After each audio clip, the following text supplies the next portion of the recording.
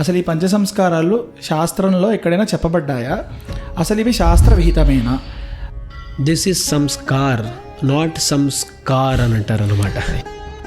Admission తీసేసుకున్నారు కాలేజ్కి, కానీ కాలేజ్కి వెళ్ళను అంటే అది దానివల్ల ప్రయోజనం ఉంటుంది అంటే దానికి అసలు అడ్మిషన్ తీసుకోవాల్సిన అవసరమే లేదే. పంచ సంస్కారాలంటే ఒక దీక్ష. నేను శ్రీమన్నారాయణుడికి నా జీవితాన్ని సమర్పిస్తున్నాను. లోకభర్త, అందరికీ భర్త, పురుషోత్తముడైనటువంటి ఆ నారాయణునికి నేను ఇకపై భార్యను. తమ శిష్యులను చూసి అన్నారన్నమాట, మీరు పరీక్షలు పెడతాను, అది పెడతాను, ఇది పెడతాను, ఎక్కువ చేయకండి.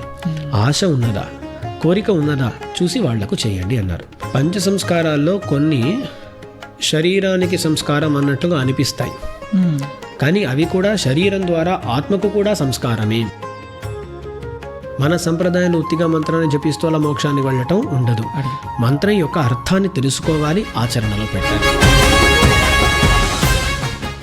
కులగోత్రాలను చూసి వాళ్లకు గొప్పతనం అనేది ఖచ్చితంగా ఎక్కడా లేదు. ఏకాంతి వ్యపదేష్టవ్య నైవ గ్రామ కులాదిభిః.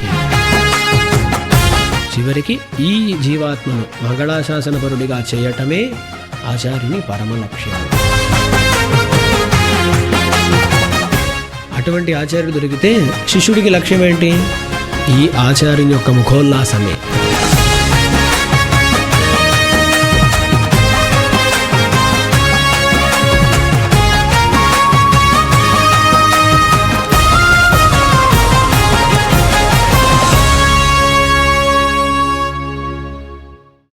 నమస్కారం. భక్తామృతం వీక్షకులందరికీ స్వాగతాన్ని తెలియజేస్తున్నాను. ఈరోజు మనం చేసుకోబోయేటువంటి వీడియో గతంలో మనం చేసుకున్న ఒక వీడియోకి ఒకలాంటి కొనసాగింపు అని అనుకోవచ్చు. గతంలో మన భక్తామృతం ఛానల్ ద్వారా శరణాగతి పైన మనం ఒక వీడియోని మన ఆచార్యులైనటువంటి శ్రీ పరవస్తు వరదరాజన్ స్వామి వారి ద్వారా తెలుసుకున్నాం. దానికి కొనసాగింపుగా నేడు ఇంకొన్ని విషయాలు, ముఖ్యమైనటువంటి శ్రీ వైష్ణవులకి సంబంధపడినటువంటి అత్యంత ముఖ్యమైనటువంటి విషయాల్ని మనం స్వామి ద్వారా తెలుసుకుందాం. ఆ విషయం ఏంటి అంటే పంచ సంస్కారములు. అసలు ప్రతి శ్రీ వైష్ణవుడు పంచ సంస్కారాలు చేయించుకోవాలి, సమాశ్రయణం చేయాలి, ఒక ఆచార్యులను ఆశ్రయించాలి, ఇవన్నీ మనం చెప్తూ ఉంటాం కదా. అసలు ఈ పంచ సంస్కారాలు అంటే ఏంటి, అసలు అందులో ఏమేమి ఉంటాయి, దానికి సంబంధపడినటువంటి ఆ వివరములన్నీ కూడా నేడు మన స్వామివారి ద్వారా తెలుసుకుందాం. మనం ఇప్పుడు విషయంలోకి ప్రవేశిద్దాం.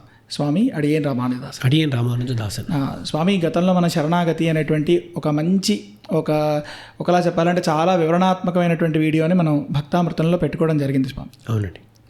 ఎంతోమంది, ఒకలా చెప్పాలంటే మంచి వ్యూయర్షిప్ దానికి ఉంది స్వామి. అనేక మంది శరణాగతి గురించి తెలుసుకున్నారు స్వామి దాని ద్వారా. అందులో పంచ సంస్కారాల విషయంగా దేవరారు కొన్ని విషయాల్ని తెలియజేయడం జరిగింది స్వామి. ప్రతి శ్రీ వైష్ణవులు పంచ సంస్కారాలు ఖచ్చితంగా తీసుకోవాలి, ఆచారాలను ఆశ్రయించాలి, ఇటువంటి విషయాల్ని దేవరారు తెలియజేశారు స్వామి. అయితే ఈరోజు దాసుడికి ఆ పంచ సంస్కారాల విషయంగానే ఒక వీడియో చేయాలి అనేటువంటి ఒక ఆశ కలిగింది స్వామి. ముందుగా మనం ప్రతిదీ ఆ శాస్త్ర దృష్టితోనే చూస్తాం కాబట్టి అసలు ఈ పంచ సంస్కారాలు శాస్త్రంలో ఎక్కడైనా చెప్పబడ్డాయా? అసలు ఇవి శాస్త్ర విహితమేనా అనేది మొదటి ప్రశ్న. అవునండి. పంచ సంస్కారాలు శాస్త్ర విహితమేనా అనంటే వైష్ణవ ఆచార్యులు ఎన్నో గ్రంథాల్లో, వేదాల్లో నుంచి కూడా కొన్ని ప్రమాణాలను చూపించారు. వాటికి మిగతా సంప్రదాయస్తులు వేరే రకంగా అర్థం చెప్పినా సరే మన వైష్ణవాచార్యులు దానికి ఇలాగే అర్థం చేసుకోవాలి అని ఎన్నో ప్రమాణాలను చూపించడం జరిగింది. సరే, అక్కడ స్పష్టంగా దొరక్కపోయినా సరే స్మృతుల్లో వృద్ధహారీత స్మృతి, పరాశర విశిష్ట పరమధర్మశాస్త్రం ఇలాంటి ఎన్నో గ్రంథాల్లో, ధర్మశాస్త్ర గ్రంథాల్లో పంచ సంస్కారాల గురించిన ప్రస్తావం ఉన్నది. అది మాత్రం కాకుండా పాంచరాత్ర ఆగమంలో ఎన్నో సంహితల్లో ఈ పంచ సంస్కారాల గురించిన ప్రస్తావం అయితే వస్తుంది. ఇప్పుడు ఒక శ్లోకం చెప్పాలి అని ప్రారంభిస్తే ఒకటి కాదు, వందల శ్లోకాలు ఎన్నో స్మృతి గ్రంథాల్లో ఉన్నాయి. కాబట్టి వీటిని అప్రామాణికము అని చెప్పటానికి లేదు. అడే కాబట్టి ఖచ్చితంగా ఇవి శాస్త్రముల ద్వారా విధింపబడినవే. అవును, శాస్త్ర విహితములే. అవును. స్వామి, అయితే దీని కొనసాగింపుగా దేవరవారు పంచ సంస్కారాలు చేసేటప్పుడు ఆ పంచ సంస్కారములు తీసుకునేటువంటి వారు ఏ ఏ నియమాలు పాటించాలి అని అనుకుంటున్నారు స్వామి?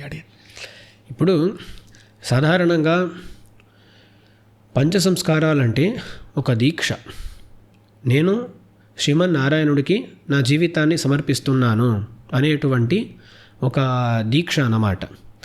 ఆ దీక్షకు తయారవ్వాలంటే ఖచ్చితంగా కొన్ని నియమాలైనా పాటించాలి. అదే నేను భగవంతునికి నా జీవితాన్ని అంకితం చేస్తున్నాను, శ్రీమన్నారాయణుడికే నా జీవితము అనేటువంటి ఆ అనన్య భక్తి ఉండాలండి.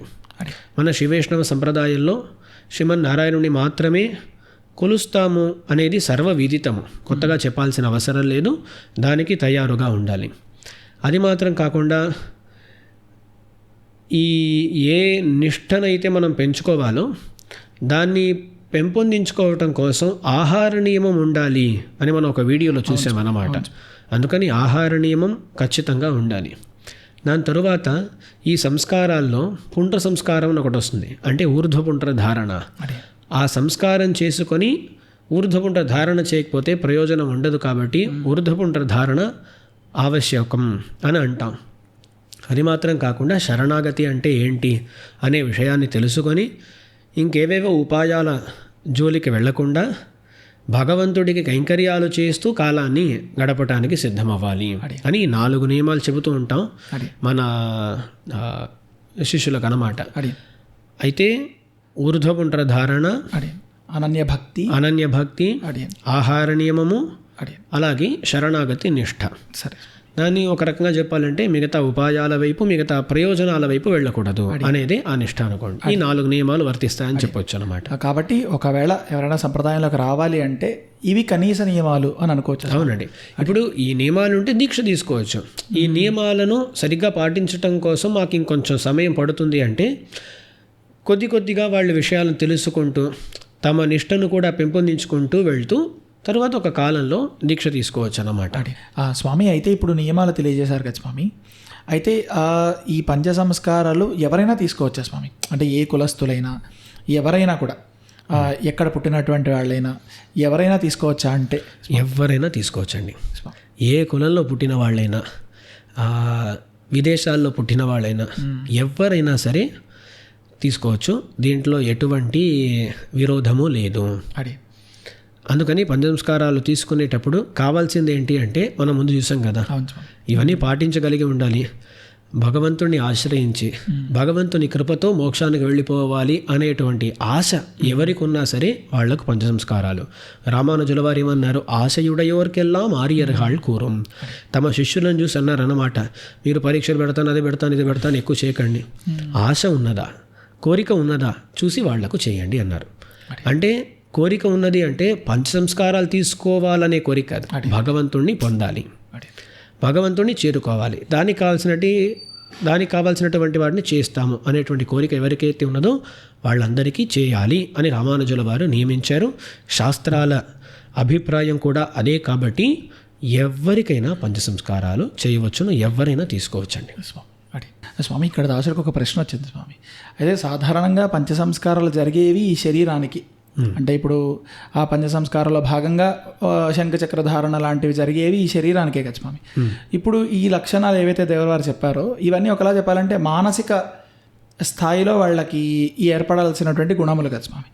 కాబట్టి ఇప్పుడు పంచ సంస్కారములు ఖచ్చితంగా ఈ శారీరక రీతిలో అంటే శరీరానికి తీసుకోవాలా స్వామి, లేదంటే మానసికంగా వాళ్ళంతా ఈ నియమాలు పాటిస్తూ ఉంటే చాలా? పంచ సంస్కారాల్లో కొన్ని శరీరానికి సంస్కారం అన్నట్లుగా అనిపిస్తాయి, కానీ అవి కూడా శరీరం ద్వారా ఆత్మకు కూడా సంస్కారమే. అందుకే కొన్ని శ్లోకాలు ఇప్పుడు వేదాంత దేశికుల వారు ఒక గ్రంథంలో చెబుతారు అన్నమాట. ఒక శ్లోకం ఉదాహరిస్తారు, పూర్వాచార్యుల శ్లోకం అని వారు ఉదాహరిస్తారు. అక్కడ ఏమొస్తుందంటే ఈ సంస్కారాలు తనుభృతోహు, అంటే తను అంటే శరీరము, తనుభృత్ అంటే శరీరము కలవాడైనటువంటి జీవాత్మ, ఇద్దరికీ సంస్కారము అంటారు.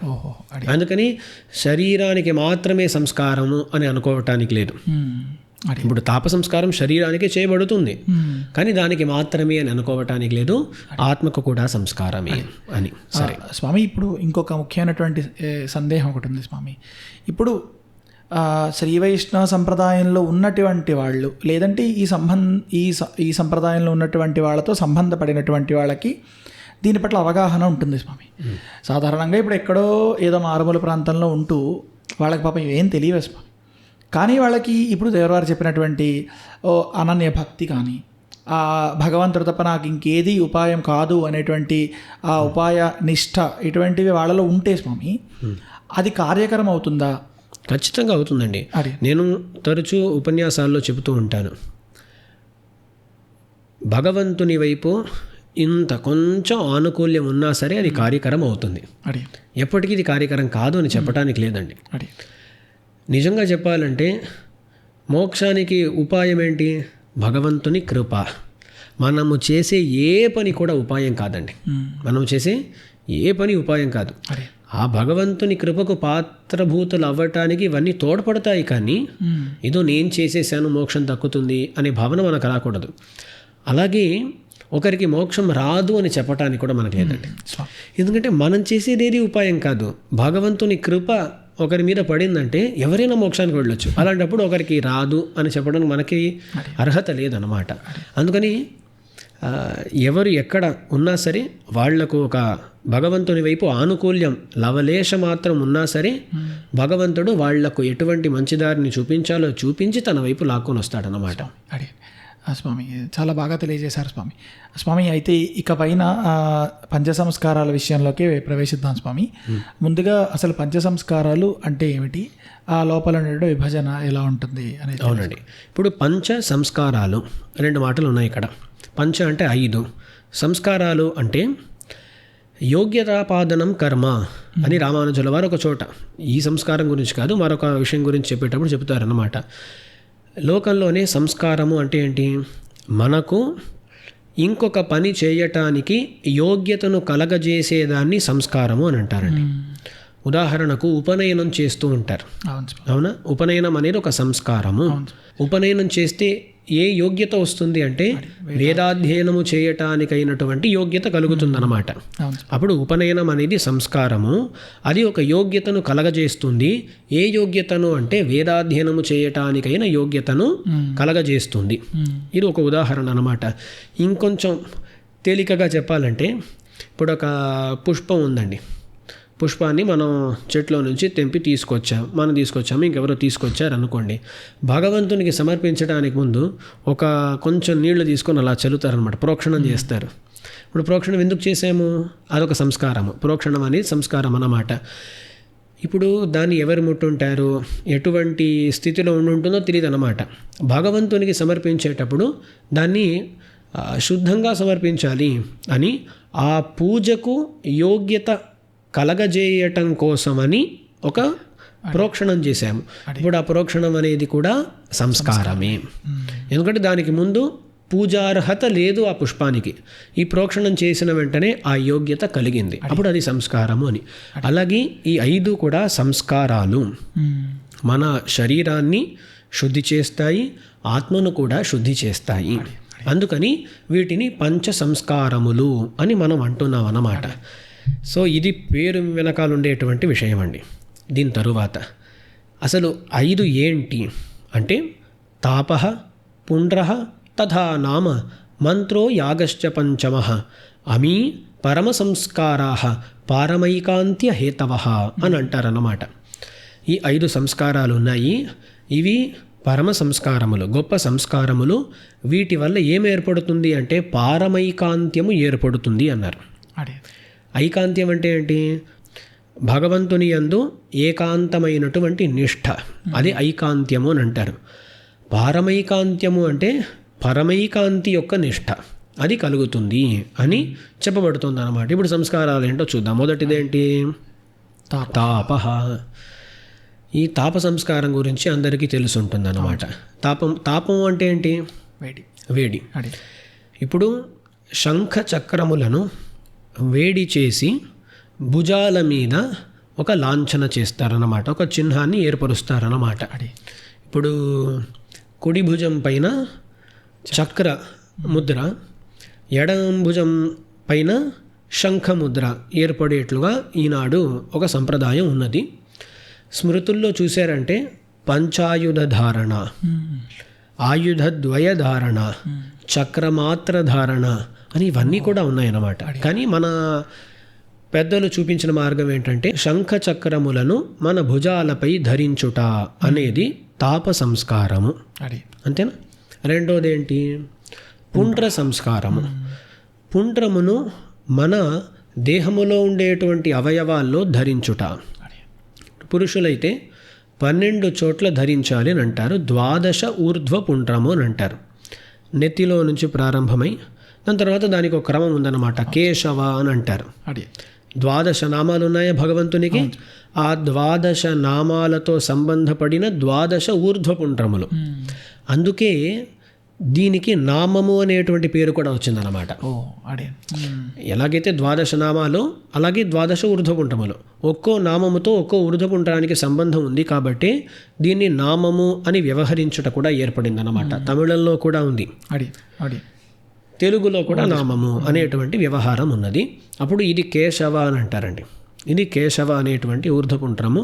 దాని తర్వాత పొట్ట మీద మధ్యలో కుక్షి మీద మధ్యలో ధరించేటువంటి ఆ ఊర్ధ్వపుండ్రాన్ని నారాయణ అని, వక్షస్థలంలో మాధవ అని, అలా క్రమంగా అన్నమాట. కేశవ, నారాయణ, మాధవ, గోవింద, విష్ణు, మధుసూదన, త్రివిక్రమ, వామన, శ్రీధర, ఋషికేశ. వీపు మీద కింద పైన తర్వాత మెడ వెనకాల వస్తుందన్నమాట. పద్మనాభ, దామోదర అని ఈ 12 తిరుమణ్ కాపు అని అంటారు. ఊర్ధ్వపుండ్రము అని అంటారు. మృత్తిక, శ్వేత మృత్తిక అని అంటారండి. ఇప్పుడు మనం ధరించేటువంటి తిరుమణ్ ఏదైతే ఉన్నదో తమిళంలో మణ్ అంటే మట్టి అని అర్థం.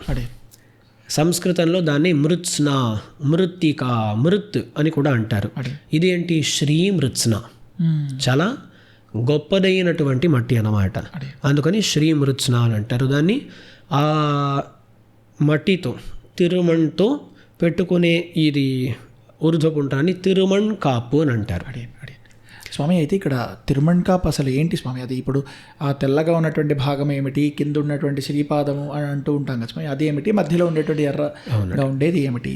ఇప్పుడు ఆచార్యులు ఏమంటారంటే, ఇప్పుడు భగవంతుని యొక్క పాదార విందాలు ఇలా ఉన్నాయనుకోండి. ఆ పాదార విందాల కింద ఎప్పుడు కూడా ఆసనార విందం ఉంటుంది. ఎక్కడైనా మీరు ఇప్పుడు ఉత్సవమూర్తులను సేవించుకున్నారనుకోండి. ఇప్పుడు మన మలయప్ప స్వామి ఉన్నారు, మన నంబెరుమాళ్ళ రంగనాథ స్వామి ఉన్నారు. ఉత్సవమూర్తులను సేవించుకున్నారంటే వాళ్ళ పాదముల కింద ఒక పద్మం ఉంటుందన్నమాట. దాన్ని ఆసనార విందము అని అంటారు, ఆసన పద్మము అని అంటారు. ఇప్పుడు అలాగే భగవంతుని యొక్క పాదాలు ఇలా ఉన్నాయనుకోండి, వాటిని ధరిస్తూ కింద ఒక అరవిందం ఉన్నది. అదే కింద ఉండేటువంటి అరవిందము, అదే దాన్ని పాదము అని అంటున్నాం మనం. ఈ ఊర్ధ్వపుండ్రంలో ఉండేటువంటి పాదం అది భగవంతుని పాదం కాదు స్వామి. ఆ పాదం అనేది అరవింద స్థానీయం అన్నమాట. ఆసనారవింద స్థానీయము, అది అదే అరవిందం అన్నమాట.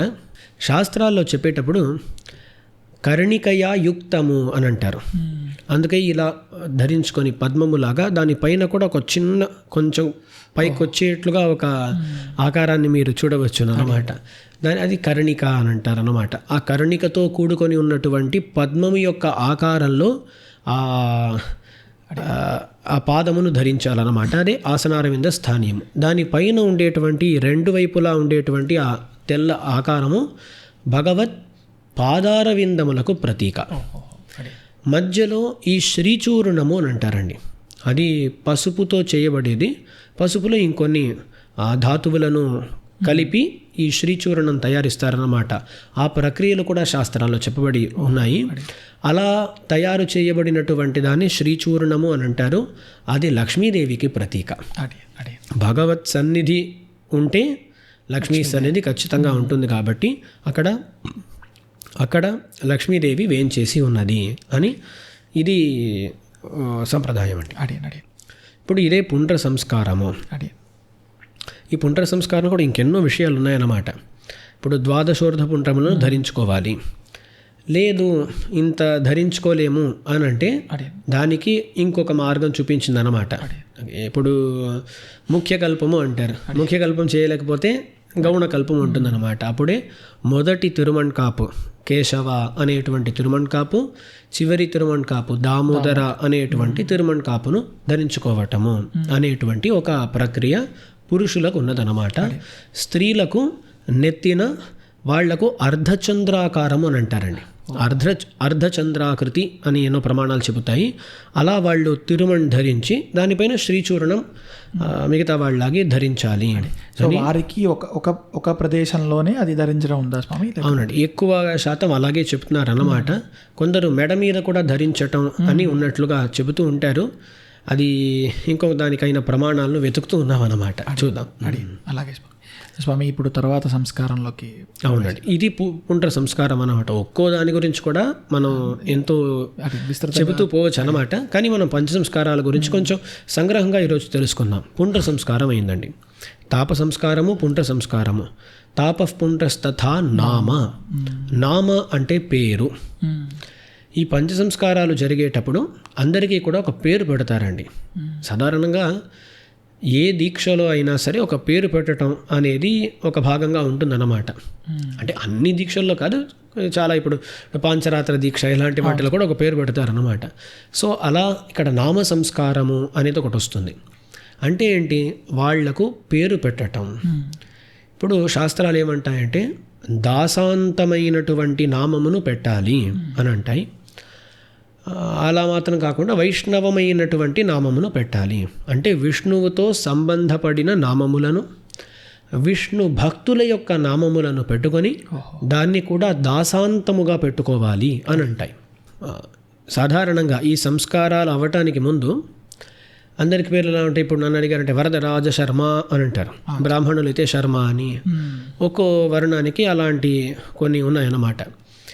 ఇప్పుడు వైష్ణవ దీక్ష తీసుకునేటప్పుడు అవన్నీ పోయి, నేను బ్రాహ్మణునో ఇంకేదో అనో అవన్నీ పోయి అందరికీ దాస అనేటువంటి అదే ఒక మకుటంలా వస్తుంది అనుకోండి. సో అందరూ కూడా దాస అవుతారన్నమాట.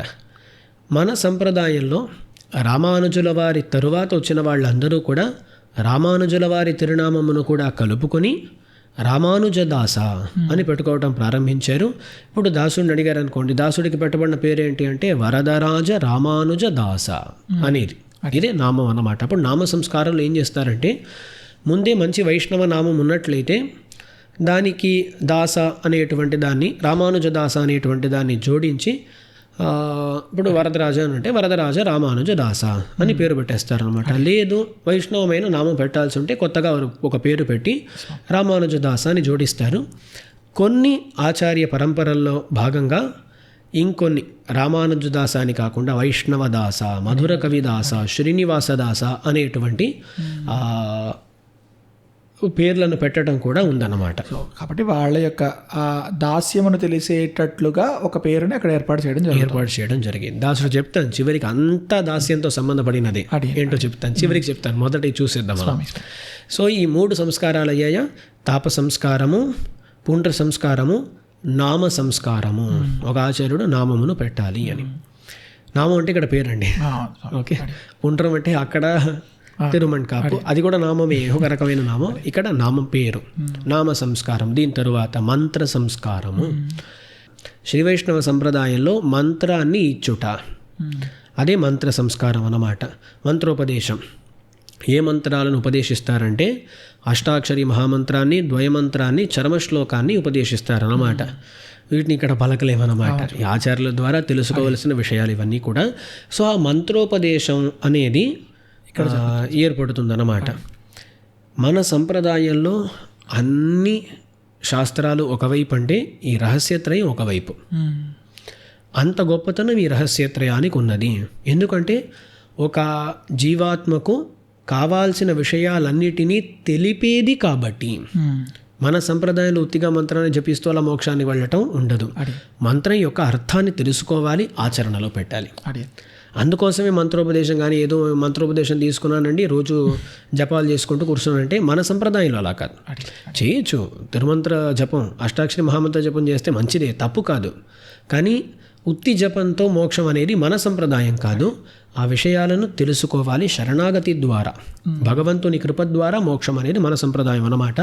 ఆ విషయాలన్నిటినీ, శరణాగతి మార్గాన్ని, మన స్వరూపాన్ని తెలిపేటువంటి మంత్రాలు రహస్యత్రయము అని చెప్పబడతాయి 2 మంత్రాలు ఒక శ్లోకం. అడి ఒక శ్లోకం కాదు, అక్కడ ఇంకొన్ని చర్మ శ్లోకాలు కూడా, కృష్ణ చర్మ శ్లోకం, రామ చర్మ శ్లోకం, వరాహ చర్మ శ్లోకం, వీటిని కూడా ఉపదేశిస్తారన్నమాట.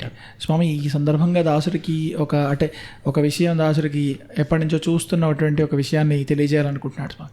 అంటే పెద్దవాళ్ళు ఇంతకుముందు ఈ అంటే ఒకలా చెప్పాలంటే ఈ మంత్ర సంస్కారంలో భాగంగా ఇప్పుడు దేవరారు చెప్పినట్లుగా ఏవైతే 3 మంత్రాలు ఉన్నాయో ఆ 3 మంత్రాలు చెప్పేసి కేవలం మంత్రమే చెప్పడం కాకుండా వీళ్ళకి ఆ యోగ్యతని కలగజేయడం కోసమని వీరికి ఆ అర్థములు కూడా ఉపదేశించి ఆ తరువాతే వీరికి ఒకలా చెప్పలే ఆ తళిగై అంటే ఆ పెరుమాళ్ళకి ఆ వ్యవస్థ భోజన వ్యవస్థను నిర్మించడం కోసమని ఆ అర్హతలు కలగజేయడానికి వీడి యొక్క అర్థముతో సహా కలిపినటువంటి ఉపదేశాన్ని చేశాకనే వారికి ఆ యోగ్యత కలుగుతుంది అనే రీతిలో ఇంతకుముందు పెద్దవాళ్ళంతా కూడా అలానే ఉండేవారని దాసుడు విన్నాడు స్వామి.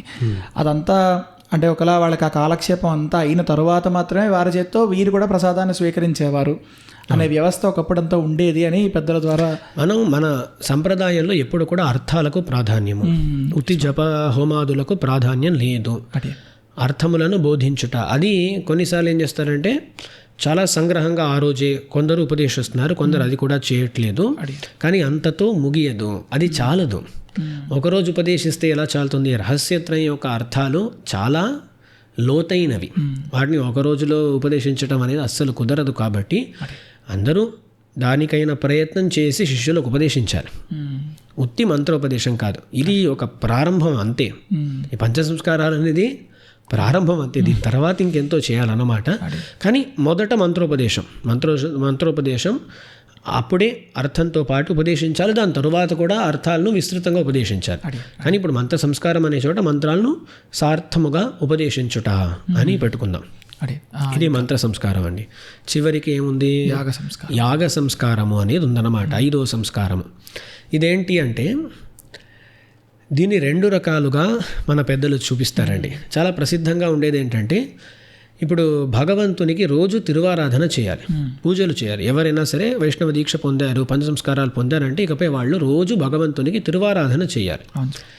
తిరువారాధన చేయటానికైన యోగ్యతను కలగజేసేటువంటి సంస్కారం ఏది అంటే యాగ సంస్కారము. యాగము అనే మాటకి అర్థం ఏంటి? దేవపూజ. యజ దేవపూజాయామని ధాతు, దాంట్లో నుంచి వచ్చేటువంటి ఈ పదము యాగము అనే పదము దేవపూజను చూపిస్తుంది అన్నమాట. అప్పుడు దేవపూజ చేయటానికైన అర్హతను కలగజేసే సంస్కారము యాగ సంస్కారము. కొన్ని స్మృతుల్లో చాలా అందంగా ఒక మాట ఉందండి. ఆచార్యుడు ఏం చేయాలంటే ఈ యాగ సంస్కారము చేసి తన శిష్యుడికి ఒక భగవంతుని యొక్క దివ్యమంగళ విగ్రహాన్ని కూడా ఇచ్చి ఇకపై ఈ పెరుమాళ్లకు నువ్వు రోజు తిరువారాధన చేయవయ్యా అని తిరువారాధన క్రమం అంతా నేర్పించారు. అదే యాగ సంస్కారం. ఇది ఎన్నో స్మృతుల్లో ఉందన్నమాట. వృద్ధారిత స్మృతిలో చాలా అందంగా ఇదంతా వస్తుందన్నమాట. సో ఇది యాగ సంస్కారం, ఇది ఒకటండి.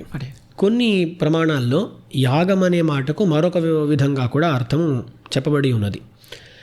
మీరు చూసారంటే మీమాంస శాస్త్రంలో యాగము అనే మాటకు ఒక అర్థం చెబుతారండి. దేవతోద్దేశేన ద్రవ్యత్యాగ యాగ అని అంటారు. ఒక దేవతను ఉద్దేశించి ఒక ద్రవ్యమును ఇచ్చుట, త్యజించుట, దాన్నే యాగము అని అంటారు. మీరు ఎప్పుడైనా విన్నారా? యాగాల్లో ప్రతి దాంట్లో కర్మల్లో వస్తూ ఉంటుంది అన్నమాట. అగ్నయే స్వాహ ఇదం న మమ వస్తుంది సరే, అగ్నయే ఇదం న మమ అని అంటారా? అప్పుడేంటి అక్కడ? అగ్నయే, అగ్నికి ఇచ్చేసాను నేను, ఇదం నా మమ, ఇకపై నాది కాదు. నాది కాదు అనుకోవటమే త్యాగం అంటే. సో ఒక దేవతను ఉద్దేశించి ఒక ద్రవ్యమును త్యజించుట యాగము అని ఉందన్నమాట. ఇప్పుడు దేవత పరదేవత అయినటువంటి శ్రీమన్నారాయణుడు, ఆ శ్రీమన్నారాయణుడికి జీవాత్మను సమర్పిస్తున్నారు ఆచార్యులు. ఈ ద్రవ్యము ఇకపై మీకు చెందినది, మీరు స్వీకరించండి అని ఈ ఆచార్యులు భగవంతునికి సమర్పిస్తున్నారన్నమాట. అలా కూడా యాగము అనే మాటకు అర్థం మన పెద్దలు చూపించారన్నమాట. అప్పుడు అక్కడ ఏమవుతోందంటే ఆత్మసమర్పణ అని. ఇప్పుడు ఇక్కడ ఈ పంచ సంస్కారాలు ఎక్కడ శరణాగతి జరిగిందంటే యాగము అనే దాంట్లో శరణాగతి జరిగినట్లుగా చూడవచ్చును. లేకపోతే ద్వయమంత్రాన్ని ఆచార్యుడు చెప్పగా ఆ శిష్యుడు మళ్ళీ ఉచ్చరించాడే దాన్ని కూడా శరణాగతి కింద లెక్క చేస్తారన్నమాట. సో ఇక్కడ ఈ పంచ సంస్కారాల్లో భాగంగానే శరణాగతి అనేది కూడా వస్తుంది. అయితే ఇప్పుడు 5 సంస్కారాలు చూసేసాం మనం. తాపము శంఖచక్ర ధారణ చేయుట, పుండ్రము ఊర్ధ్వపుండ్ర ధారణ చేయుట, దాని తరువాత నామము భగవత్ సంబంధి అయినటువంటి నామమును ధరించుట, దాని తరువాత మంత్రము, చివరికి యాగము తిరువారాధన చేయుట అనుకోవచ్చు, లేకపోతే భగవంతునికి సమర్పించుట ఆత్మ సమర్పణ అని ఈ 5 చూసామా. ఈ 5 మీరు మధ్యలో ఒక మాట అన్నారు, దాస్యాన్ని సూచన చేసేది అన్నారు. దీంట్లో 5 దాస్యాన్ని సూచన చేసేవి. ఆ కాలంలో అండి ఒక వస్తువు మనదే అని నిర్ణయించాలంటే ఏం చేసేవాళ్ళు అంటే ఒక ముద్ర పెట్టేవాళ్ళు అన్నమాట. ఆ కాలంలో ఒక గ్రామంలో 100ల సంఖ్యలో ఆవులు ఉండేవనుకోండి. అప్పుడు ఎవరి ఆవు ఎవరిదో తెలియదు, 2 నల్లగా ఉన్నాయి అనుకోండి, ఇది నాదంటాడు అది నాదంటాడు. అలాంటప్పుడు ఏం చేసేవారు, ఏదో ఒక ముద్ర చేసేవారు. ఈ కాలంలో కూడా చూస్తామన్నమాట, ఒక ట్యాగ్ పెట్టేస్తున్నారు అన్నమాట. ఇప్పుడు అలాగే ఒక శరీరాన్ని మనం చూసామంటే ఇది వైష్ణవ శరీరము, విష్ణువుకు అంకితమైనటువంటి శరీరము అని చూపించుట కోసం ఈ శంఖచక్ర ధారణ అండి. అప్పుడు దాన్ని చూస్తే మనకేం తెలుస్తుంది, వీడు వైష్ణవుడు విష్ణువుకు చెందినవాడు అని తెలిసిపోతుంది అన్నమాట. అప్పుడు అక్కడ కూడా తెలిసేదేంటి, విష్ణువుకి దాసుడు సూచన అది. రెండోది ఏంటి, ఊర్ధ్వపుండ్రము. మనము ఎవరినైనా దూరంలో నుంచి చూస్తే మొదట కనబడేది ఏంటి, నెత్తి కనబడుతుంది. ఆ నెత్తి మీద ఊర్ధ్వపుండ్రాన్ని ధరించామంటే వీళ్ళు వైష్ణవులే అని స్పష్టంగా తెలిసిపోతుంది అన్నమాట. అప్పుడు ఇది కూడా ఇంకోటి ఏంటంటే, మనం దేన్ని ధరిస్తున్నామండి, పాదములను ధరిస్తున్నాం. ఒకరి పాదములను ఒకరు శిరస ధరిస్తున్నారంటే అర్థం ఏంటి, వారికి వీరు దాసులు కదా. అందుకని విష్ణు పాదములను ధరించుట ద్వారా మన దాస్యాన్ని మనం చూపిస్తున్నాం అన్నమాట. అది దాస్య సూచకమే. మూడోది పేరు. ఆ పేరు పెట్టేటప్పుడు కూడా ఆ భగవత్ సంబంధి అయినటువంటి దాసాంతమైనటువంటి నామమును పెట్టడం వల్ల అది కూడా దాస్యంతో సంబంధపడినదే, దాస్య సూచకమే. మా ఆచార్యుల వారు భరతన్ స్వామి వారు అంటారు, ఈ 3 సంస్కారాలు దాస్య సూచకములు అంటారు. ఒకటి పెర్మనెంట్ మార్క్, ఒకటి స్పష్టంగా కనబడే మార్క్. దాని తర్వాత మూడోది ఏంటంటే, ఎవరితో అయినా మనం మొదట మాట్లాడేటప్పుడు మీ పేరేంటని అడుగుతాం. అక్కడ కూడా మొదట చూపించేది దేన్ని అంటే, నేను దాసుడను, విష్ణు దాసుడను, విష్ణు భక్త దాసుడను అని చూపించటమే అన్నమాట. అందుకని ఈ 3 కూడా దాస్య సూచకములు అయిందండి. మీరు దాసులు అని ఎలా తెలుసుకున్నారు అంటే, దానికైనా ప్రమాణము మంత్రము. మంత్రం ఏం చేసింది, మనకు ప్రణవంలోనో మిగతా వాటిలోనో మనము భగవంతునికి దాసులము, భగవంతుణ్ణే శరణముగా స్వీకరించడానికి యోగ్యులము అని ఈ విషయాన్ని చూపిస్తుంది అన్నమాట. అప్పుడు ఆ దాస్యాన్ని ఏ ప్రమాణం ద్వారా తెలుసుకున్నామంటే దానికైనా ప్రమాణము మంత్రము. ఇప్పుడు మంత్రాలను తెలుసుకున్నాం, బాహ్య చిహ్నములను ధరిస్తున్నాం, చాలుతుందా? దాన్ని మనం ఫలపర్యంతం తీసుకురావాలి. నేను దాసుడినండి అడియనండి దాసుడినండి చెప్తే చాలా దాస్యము చేయాలి, కైంకర్యము చేయాలి, తిరువారాధన చేయాలి. దానికైన యోగ్యత యాగ సంస్కారం. అయితే ఈ 5 కూడా దాస్యముతో సంబంధపడినవే. మొదటి 3 దాస్య సూచకములు, 4వది మంత్ర సంస్కారంలో ఉండేటువంటి మంత్రములు దాస్యానికి ప్రమాణములు. ఈ దాస్యము యొక్క ఫలం ఏంటి అంటే, భగవంతునికి ఎల్లప్పుడూ పూజలు చేయుట, అదే యాగము తిరువారాధన అనేది. అందుకని ఈ 5 సంస్కారాలు కూడా దాస్యముతో సంబంధపడినవే. ఇవే అండి పంచ సంస్కారాలు అంటే. చాలా అత్యద్భుతంగా వివరించారు స్వామి. ఒకలా చెప్పాలంటే ఇది చాలా అవసరం స్వామి. అసలు అంటే పంచ సంస్కారాలు చేసుకుంటున్నాం కానీ అంటే ఏంటో తెలియని స్థితి ఈ రోజుల్లో లోకంలో కనిపిస్తూ ఉంది. కాబట్టి ఒకలాగా ఇదొక మంచి ఈ వివరణ అనేది అందరికీ కూడా ఉపయుక్తంగా ఉంటుంది అని దాసుడు ఇక్కడ భావిస్తూ స్వామి. అంతేకాకుండా ఇప్పుడు ఎవరైతే శిష్యులు ఒక ఆచార్యుడిని ఆశ్రయించి ఈ పంచ సంస్కారాలు పొందుతారో వారు అంతా కూడా ఈ యొక్క ఖచ్చితంగా ఈ మంత్రములలో చెప్పబడినటువంటి అర్థాలను ఖచ్చితంగా నేర్చుకోవాలి స్వామి. అయితే ఈ పంచ సంస్కారాలు ఇచ్చేటువంటి ఆచార్యులు కూడా కేవలం ఏదో శంఖచక్రాలు ఇచ్చేసి ఇంతటితో మా బాధ్యత పూర్తయింది అని అనుకుంటే, అటువంటి స్థితి ఈ రోజుల్లో లోకంలో ఉంది కాబట్టి అటువంటి వారికి ఒక సందేశం అంటే దేవరారు ఏం తెలియజేస్తారు?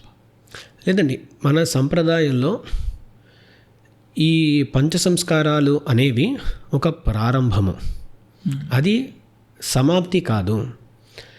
పంచ సంస్కారాలు చేసిన తరువాత ఆ మంత్రముల యొక్క అర్థములను విస్తృతంగా బోధించాల్సిన బాధ్యత ఆచార్యులకు ఉన్నది. దానికి శిష్యులు కూడా సిద్ధంగా ఉండాలి, తెలుసుకోవాలి. ఈ మంత్రాల్లో చెప్పబడే విషయం ఏంటో తెలుసుకొని ఆచరణలో పెట్టడానికి శిష్యులందరూ కూడా తయారుగా ఉండాలి అని మా ఆచార్యులు అంటూ ఉంటారండి. ఆంగ్లంలో దిస్ ఈజ్ సంస్కార్, నాట్ సంస్కార్ అని అంటారు అనమాట. ఆంగ్లం తెలిసిన వాళ్ళకి అర్థమై ఉంటుంది అనమాట. ఇది ఒక సంస్కారము, ఏదో ఒక స్కార్ కాదు, ఏదో ఒక మచ్చ కాదు, అది it's not just some scar అని మా ఆచార్యుల వారు తరచూ అంటూ ఉంటారు అన్నమాట. అలాగే ఎక్కడికో వెళ్ళాము, ఏదో ఒక రోజు 100 మందితో పాటు మేము చేసుకున్నాం, అయిపోయింది అని అనుకోవటం తప్పు. మా ఆచార్యుల వారు చెబుతూ ఉంటారనమాట. దీన్ని మనం అంతగా అలా చెప్పట్లేదు, కానీ ఆంగ్లంలో ఇనిషియేషన్ అంటారు. ఇనిషియేషన్ అంటే ఏంటి? దీక్ష ఆరంభం అన్నమాట. ఇప్పుడు ఎలా అంటే పంచ సంస్కారాలు తీసుకోవటం అంటే యోగ్యతను సంపాదించుకున్నాము, దాని తరువాత దానికైనా పనులను కూడా ప్రారంభించాలి. ఇప్పుడు తిరుమంత్రార్థం వినాలి అంటే దానికి పంచ సంస్కారాలు అయ్యి ఉంటేనే తిరుమంత్రార్థం వినవచ్చును. నేను సంస్కారం తీసుకున్నాను వినను అంటే ఎలా అంటే అడ్మిషన్ తీసేసుకున్నారు కాలేజ్కి, కానీ కాలేజ్కి వెళ్ళను అంటే అది దానివల్ల ప్రయోజనం ఉంటుంది అంటే దానికి అసలు అడ్మిషన్ తీసుకోవాల్సిన అవసరమే లేదే. ఇప్పుడు అడ్మిషన్ ఎవరు తీసుకుంటారు? వెళ్ళి చదవాలి అనేటువంటి అభిప్రాయం ఉన్నవాళ్లే, మా అభిప్రాయం ఉన్నవాళ్లే కాలేజ్కి అడ్మిషన్ తీసుకుంటారు అన్నమాట. లేదు, వెళ్ళి చదవాల్సిన అభిప్రాయం లేకపోతే అడ్మిషన్ మాత్రం ఎందుకు తీసుకుంటారు? కేవలం అడ్మిషన్ తీసుకొని కాలేజ్కి వెళ్ళినట్లుగానే ఇది కూడా అయిపోతుంది అన్నమాట. అందుకని ఆ పంచ సంస్కారాలు తీసుకోవటం అనేది కూడా ఒక మొదటి అడుగు, అంతే. ఒక అడుగు, అదంతే. దాంతో అంతా అయిపోలేదు, దాని తర్వాత చేయాల్సిన పనులు కూడా ఎన్నో ఉన్నాయి. స్వామి, ఆ తర్వాత చేయాల్సిన పనులు ఎన్నో ఉన్నాయి అన్నారు కదా స్వామి. అందులో కొన్ని సంగ్రహంగా ఏమేం చేయాలి? పంచ సంస్కారాలు తీసుకున్నటువంటి వాళ్ళు తరువాత చేయాల్సిన, ఇనిషియేట్ అయిపోయారు స్వామి, వాళ్ళు లోపలికి వచ్చేసారు, సంప్రదాయం లోపలికి వచ్చిన తర్వాత ఒక సంగ్రహంగా వారు ఏమేం పనులు చేయాల్సి ఉంటుంది? ఇప్పుడు తిరుమంత్రం, మంత్ర సంస్కారంలో చూసాము, మంత్రోపదేశం చేస్తారు, దాంట్లో భాగంగా తిరుమంత్రం వస్తుంది. తిరుమంత్రం గురించి ఒక మాట అంటారండి, ముముక్షుపడిలో పుణ్యలోకాచార్యుల వారు అంటారు, ఇది మంగళసూత్రం పోలే అని అంటారు. మంగళసూత్రం అంటే ఏంటి? ఒక భర్తకు ఈమె భార్య అయ్యింది అంటే అప్పుడు మంగళసూత్రం ధరిస్తుంది అన్నమాట. అలాగే లోకభర్త, అందరికీ భర్త, పురుషోత్తముడైనటువంటి ఆ నారాయణునికి నేను ఇకపై భార్యను అని అందరూ కూడా ఈ తిరుమంత్రాన్ని స్వీకరించేటప్పుడు అనుకోవాలన్నమాట. అందుకే దీన్ని ఆత్మ వివాహము అని అంటారండి. పంచ సంస్కారాలు ఆత్మ వివాహం అన్నమాట. ఇప్పుడు వివాహం అంటే పురోహితుడు ఉంటాడా? ఆ పురోహితుని స్థానంలో ఎవరున్నారు? ఆచార్యుడు. వివాహం ఎవరికి అంటే ఈ జీవాత్మకు పరమాత్మకు. అప్పుడు ఆ పరమాత్మ తాళి కట్టేశాడు అన్నమాట, మంగళసూత్రం కట్టేసామంటే ఇకపై ఆ పరమాత్మ కోసం మనం జీవిస్తున్నాము అనేటువంటి భావనతో జీవించాలి. అప్పుడు అలా జీవించటానికి కావాల్సిన విషయాలను తెలుసుకోవాలి, ఆచరించాలి. ఇప్పుడు పెళ్ళైన తరువాత ఒక కొత్త కోడలు ఒక ఇంటికి వచ్చింది అనుకోండి, మొదట ఏం చేస్తుంది? ఇప్పుడు వాళ్ళ పుట్టింట్లో ఉండేటువంటి సంప్రదాయాలు, అలవాట్లు ఒక రకంగా ఉంటాయి. ఇక్కడ అత్తవారింటికి వచ్చేసరికి మారుతాయి అన్నమాట. కొత్తగా విషయాలను తెలుసుకోవాల్సి ఉంటుంది అన్నమాట. ఎలా ఉండాలి, వీళ్లకు నచ్చేట్లు ఎలా బతకాలి, ఏం చేస్తే వాళ్ళు సంతోషంగా ఉంటారు అని ఇవన్నీ ఉంటాయన్నమాట. మొదట తెలుసుకోవాలి, తెలుసుకున్న తరువాత దానికి తగినట్లు ఆచరించాలి. అలాగే శాస్త్రాలను అధ్యయనం చేసి, ముఖ్యంగా మన సాంప్రదాయిక గ్రంథాలను అధ్యయనం చేసి, ఓహో ఇలాగే మనం ఉండాలా అని తెలుసుకొని దాని తరువాత ఆచరించటం ప్రారంభించాలి. అదే కదా కావాల్సింది. కానీ చాలామంది అడ్మిషన్తో ఆపేసుకుంటున్నారన్నమాట. అది పొరపాటు. అలా కాకుండా దాని తరువాత గ్రంథాలను అధ్యయనం చేయాలి, దానికి తగినట్లు ఆచరించాలి. సో కాబట్టి ఇప్పుడు స్వామి అంటే ఒకలాగా ఇప్పుడు ఆ అడ్మిషన్ దొరికింది స్వామి, అంటే వీళ్ళంతా కూడా పంచ సంస్కారాలు తీసుకున్నారు. కాకపోతే ఇకపైన ఎటువంటి జ్ఞాన అనుష్ఠాన అర్జన దాన్ని సంపాదించడం అనేది లేదని అనుకుందాం స్వామి. అలాంటప్పుడు కేవల ఈ పంచ సంస్కారాలు ఏదో ఒకలాగా చెప్పాలంటే ముద్రలు ధరించినంత మాత్రము చేత వీళ్ళకి మోక్షం దొరుకుతుందా అంటే అది అలా చెప్పలేమండి. అది అలా ఉత్తి ముద్ర ధారణ వల్ల ఏదో మంచి జరుగుతుందా అంటే మంచి జరుగుతుంది. భగవంతుడు ఏదో ఏ మంచి పని చేసినా దానికైనా మంచి ఫలితం ఉంటుంది. ఇది మంచి పనే కాబట్టి దీనికైనా ఏదో ఫలితం ఉంటుంది, ఖచ్చితంగా ఉంటుంది. భగవంతుడు ఇప్పుడు భగవద్గీతలో కృష్ణుడు అంటాడు, అక్కడ కర్మయోగం, జ్ఞానయోగం, భక్తి యోగం గురించి మాట్లాడుతూ వస్తున్న సందర్భంలో ఈ యోగంలో నుంచి ఒకవేళ ఒకడు భ్రష్టుడైనా సరే అతడు మళ్ళీ ఇంకో జన్మ తీసేటప్పుడు మంచి కులంలో వాడిని నేను పుట్టిస్తాను. శుచీనాం శ్రీమతాం గేహే యోగభ్రష్టోభిజాయతే అంటాడు కృష్ణుడు. అలా మంచి పని చేశారు, ఒక దాంట్లో దీక్షితులు అయ్యారంటే వెంటనే మోక్షం దొరకపోయినా సరే భగవంతుడు వదిలిపెట్టాడు. దాని తర్వాత ఈ జన్మలో కాకపోయినా ఇంకేదో వచ్చే జన్మల్లో మళ్ళీ మంచి మార్గంలో తీసుకొచ్చి దానికైనా నిష్టను ఏర్పరిచి భగవంతుడు తీసుకెళ్ళిపోతాడు అన్నమాట. కానీ మనము ఆలోచించేటప్పుడు పంచ సంస్కారాలు అయిపోయి ఇకపై మేము చేయాల్సింది ఏది లేదు అని ఎవరైనా అనుకుంటే అది పొరపాటండి. అదే ఖచ్చితంగా పంచ సంస్కారాలలో మోక్షానికి వెళతాడు స్వామి. కాకపోతే కేవలం ఇది నేను ధారణ చేసేసాను కదా నేను మోక్షానికి వెళ్ళిపోతాను, ఏ జ్ఞానం అనుష్ఠానం నాకు అక్కర్లేదు అని మాత్రం అనుకోకూడదు. అవును, ఇక్కడ మన సంప్రదాయంలో ఏంటంటే రెండు ఉన్నాయండి. నేను ఏదో చేసేసాను అందుకని నా మోక్షం దొరికింది అనుకోవటం కూడా పొరపాటు. నేను జ్ఞానానుష్ఠానాలు ఉన్నాయి కాబట్టి నాకు మోక్షం దొరుకుతుంది అనుకుంటే అది కూడా పొరపాటే. జ్ఞానం వస్తేనే ఎటువంటి జ్ఞానం రావాలి, నేను చేసేది ఏది కూడా మోక్షానికి ఉపాయం కాదు అనేటువంటి జ్ఞానం దాన్ని సంపాదించుకోవాలి కదా. మిగతా ఉపాయాల వైపు వెళ్లకుండా, మిగతా ప్రయోజనాల వైపు వెళ్లకుండా ఉండటానికి కావాల్సినంత జ్ఞానాన్ని సంపాదించుకోవాలి స్వామి. అవునండి స్వామి. స్వామి అంతేకాకుండా అంటే పరిస్థితుల రీత్యా లోకంలో కొన్ని మార్పులు అనేవి ఏర్పడుతూ ఉంటాయి స్వామి ఎప్పటికప్పుడు. కాకపోతే ఈ కాలంలో అంటే కొంతమంది ఏంటంటే ఒక కుటుంబాన్ని ఆశ్రయించి ఎప్పటి నుంచో వారి వద్దనే మా తాతలు తండ్రులు పంచ సంస్కారాలు పొందారు కాబట్టి ఇప్పుడు వారు ఒకవేళ వయోవృద్ధులైనా లేదంటే వారి ఇతర కారణాల వల్ల వారు అధ్యయనం అది ఒకలాగా వారికి అలాంటి ఇబ్బందులు ఏమైనా ఉన్నా కూడా అక్కడ కేవలం పంచ సంస్కారాన్ని తీసుకున్నాం కదా, ఇంకొక చోటకి వెళ్ళి కాలక్షేపం సేవించవచ్చా, లేదా ఇంకొక చోట మనం ఈ అనుష్ఠానాన్ని దాన్ని అక్కడ తెలుసుకోవచ్చా, ఎలా ఉండాలి, మన జీవితాన్ని ఎలా పెట్టుకోవాలని తెలుసుకోవచ్చా అనే ప్రశ్న కొంతమందిలో ఉంది స్వామి. అటువంటి స్థితిలో ఒకరి దగ్గర పంచ సంస్కారాలు చేయించుకున్నవారు వేరొకరి దగ్గరికి కాలక్షేపాలు అవి వినడానికి, వారి యొక్క జీవితాన్ని ఒకలా చెప్పాలంటే మంచి బాగుపరచుకోవడానికి వెళ్ళొచ్చా? ఇప్పుడు ఒక ఆచార్యుడు పంచ సంస్కారాలు చేస్తే దాని తరువాత ఆ శిష్యులను సరైన మార్గంలో ఉంచటం అనేది ఆ ఆచార్యుల యొక్క బాధ్యత. అది వారిదే బాధ్యత, వారే చేయాలి. వారు ఒకవేళ చేయలేకపోయారు అంటే అప్పుడు వారి అనుమతి పొంది మిగతా వాళ్ళ వద్ద కాలక్షేపాలు అవి సేవించవచ్చును, తప్పు లేదు.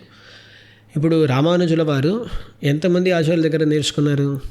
పంచాచార్య పదాశ్రయ అని అంటాం వారు. అందుకని దాంట్లో నుంచి మనకేం తెలుస్తుంది, ఒక ఆచార్యుడిని పట్టుకోవాలి అని లేదన్నమాట.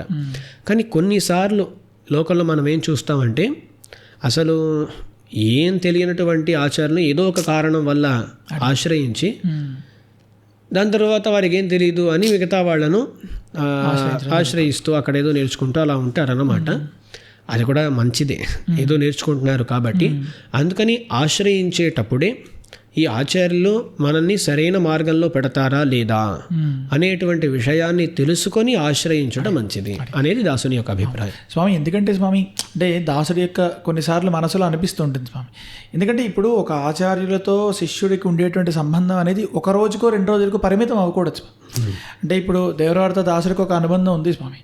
ఇది ఒకలా చెప్పాలంటే ఈ అనుబంధం ఒక కనీసం జీవితకాలంలో ఒక 50 ఏళ్ళలో 60 ఏళ్ళలో ఈ భూమిపైన ఉన్నంత కాలం ఈ బంధం అనేది కొనసాగాలి అనేది ఆలోచన ఉండాలి కదా స్వామి. ఎందుకంటే దాన్ని లక్ష్యంగా పెట్టుకొని ఒక ఆచార్యులను మనం ఆశ్రయించి తద్వారా ఆ విషయాన్ని పొంది భగవంతుడికి దగ్గర అవ్వాలి అనేదే కదా స్వామి ఈ పంచ సంస్కారాలు వెనకాల ఉన్నటువంటి ఒక ఉద్దేశ్యం. అంటే అడిగాను మీరు జీవితాంతం అన్నారు, ఆళ్లవంతార్లు యామునాచార్యుల వారు తమ ఆచార్యులు నాథముల గురించి చెబుతూ ఏమంటారు, అత్ర పరత్ర చాపి నిత్యం యదీయ చరణం అన్నారు.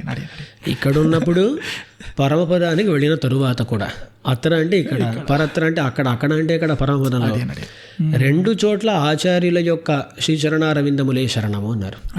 దానికి తగిన వ్యక్తులను మనం ఎంచుకోవాలండి స్వామి. కాబట్టి అంటే ఇందాక దేవరారు మనం ఈ విషయాలు చాలా ఆచార్యుల గురించి ఒక వీడియో పెట్టినప్పుడు దాంట్లో చూసామని, దాంట్లో చాలా మటుకు దీని గురించి మనం వివరించాం అని స్వామి. ఇప్పుడు దేవరారు అంటూ శిష్యులు ఆచార్యుడి దగ్గర ఒక అనుమతి తీసుకొని జ్ఞానాన్ని సంపాదించడానికి వేరొకరి వద్దకు వెళ్ళవచ్చు అని అన్నారు స్వామి. అంటే కొన్నిసార్లు ఆచార్యులు కూడా తమ శిష్యుల్ని కేవలం పంచ సంస్కారాలు చేసి వదిలిపెట్టడం కాకుండా, ఒకవేళ వారికి అంటే కాలక్షేపాలు చెప్పే సమయం లేకో వివిధ కారణాల చేత వారికి కుదరనప్పుడు వారు నువ్వు ఇక్కడికి వెళ్ళి జ్ఞానాన్ని సంపాదించు అని చెప్పి వారు కూడా ఉపదేశించాలి. అంటే ఖచ్చితంగా ఉపదేశించాలి. ఇప్పుడు మహాపురుణుల వారు పెరినంబి స్వామి వారు ఏం చేశారు, రామానుజుల వారికి తమకు తెలిసినటువంటి అర్థ విశేషాలను తెలిపి దాని తరువాత ఈ విషయము మీరు తిరుకోష్ఠీరునంబి ద్వారా తెలుసుకోవాలి అని పంపించారు. ఎందుకంటే యామునాచార్య వారి నియమనం అన్నమాట, దానికి తగ్గట్లు వీరు పంపించారన్నమాట. అలాగే రామానుజుల వారు తమ శిష్యుల్లో కొందరిని ఏం చేశారంటే తమ శిష్యులకు శిష్యులు చేశారనమాట. రామానుజుల వారికి వందల్లో వేల సంఖ్యలో శిష్యులు ఉంటారు. ఇప్పుడు అందరి బాగోగులను రామానుజుల వారు నేరుగా చూడలేనప్పుడు ఏం చేశారంటే కొంతమంది కొత్తగా వచ్చిన వాళ్లను ఇంకొందరికి చూపించడం. ఇప్పుడు యజ్ఞమూర్తి అని ఒక ఆయన, వారు సంప్రదాయం మారి వైష్ణవ సంప్రదాయంలోకి వచ్చారు. అరుళాళ పెరుమాళ్ ఎంబెరుమానార్ దయాపాలముని అయ్యారు. వారి దగ్గర 4 శిష్యులను ఆశ్రయింపజేశారు స్వామి. ఇంకెందరో ఒక తర్వాత వచ్చుంటారు ఖచ్చితంగా. ఇప్పుడు ఎందుకు వీరు ఉన్నప్పుడే, రామానుజుల వారు ఉన్నప్పుడే వారిని ఆశ్రయింపజేశారు. ఎందుకు అంటే డీసెంట్రలైజేషన్ అండి. ప్రతిదాన్ని వారు చూసుకోలేరు కదా. అందుకని ఇంకెన్నో కారణాలు ఉన్నా సరే ఒక కారణం ఏంటి అంటే, సరే శిష్యుల్లో చాలా జ్ఞానులై వారు ఉన్నారు, సరే వారి దగ్గర 4 ఉన్నట్లయితే వాళ్ళు బాగుపడతారు అని అక్కడ పంపించారన్నమాట. రామానుజుల వారు పరమపదించే సమయాన తమ శిష్యుల్లో సీనియర్లుగా ఎవరున్నారో, జూనియర్లుగా ఎవరున్నారో వాళ్ళకి ఏం చేశారంటే, వీళ్ళు 5-10 మంది ఉన్నారనుకోండి, మీరందరూ వీరిని ఆశ్రయించండి, వీళ్ళని ఆశ్రయించాల్సింది అని ఒక వ్యవస్థ చేశారనమాట. ఎందుకంటే తాము పరమపదించిన తరువాత కూడా శిష్యుల బాగోగులను చూసే వాళ్ళు ఎవరో ఉండాలి అని. ఆచార్యుని బాధ్యత అది. పంచ సంస్కారాలు చేసి అయిపోయింది అని చెప్పుకోవడానికి లేదు. అందరూ వాళ్ళు చేయలేరు అన్నమాట. అలాంటప్పుడు మిగతా వాళ్ళను చూపించి మీరు అక్కడ కాలక్షేపాలు వినండి, మీ బాగోగులను వీరు చూసుకుంటారు అని వాళ్లకు సలహాలు ఇవ్వటం కూడా ఆచార్యుల యొక్క బాధ్యతే. అవునండి. అందుకే ఆచార్యుల గురించి చెబుతూ శ్రీవచన భూషణంలో ఎవరు ఆచార్యుడు అంటే తిరుమంత్రాన్ని ఉపదేశించిన వాడు అని చెప్పి, తిరుమంత్రాన్ని మాత్రం అంటే మంత్రం మాత్రం కాదండి, అర్థ సహితముగా అని మనవాళ్ళ మహాములు అక్కడ చూపించారన్నమాట. ఎందుకంటే మన సంప్రదాయం చివరికి అర్థాలే కదా. మా ఆచార్యుల వారు అంటారు, ఇప్పుడు లోకల్లో ఎక్కువ శాతం జనాల మధ్యలో భావన ఏంటి అంటే పంచ సంస్కారాలు చేసిన ఆచార్యుడే గొప్ప అని. మా ఆచార్యుల వారు అంటూ ఉంటారు, అడ్మిషన్ ఇచ్చిన ఆయనకి లోపలికి వెళ్ళి పాఠాలు చెప్పే ఆయనకి తేడా ఉంటుందా లేదా? ఖచ్చితంగా ఉంటుంది. ఒకవేళ అడ్మిషన్ ఇచ్చిన ఆయనే పాఠాలు చెప్తున్నారంటే వారే గొప్ప, లేదండి అడ్మిషన్ ఆయనే ఇచ్చాడండి అని చివరిదాకా అడ్మిషన్ ఇచ్చిన ఆయన మీదే మీరు ప్రేమ పెట్టుకుంటారంటే మీరు లోపలికి వెళ్ళి నేర్చుకున్న పాఠాల యొక్క గొప్పతనాన్ని తెలుసుకోలేదని మా ఆచార్యులు అంటూ ఉంటారండి. అంటే చివరికి ఏంటి అంటే జ్ఞానాన్మోక్షమాగయాలే మానసమాహ కడవదు అన్నారు ముముక్షుపడిలో. జ్ఞానమును సంపాదించుట ముఖ్యము. అది ఇవన్నీ కూడా ఈ పంచ సంస్కారాలు కూడా యోగ్యతాపాదకములైనటువంటి కర్మలే తప్ప దాంతో అంతా అయిపోయింది అని అనుకోవటానికి లేదు. స్వామి చాలా అద్భుతంగా తెలియజేశారు స్వామి. స్వామి అయితే దాసుడి మనసులో ఒక ప్రశ్న ఎప్పటి నుంచో ఉంది స్వామి. అంటే లోకంలో ఒకలాగా ఈ భావన దాసుడు అంతగా దీన్ని స్వీకరించలేడేమో స్వామి.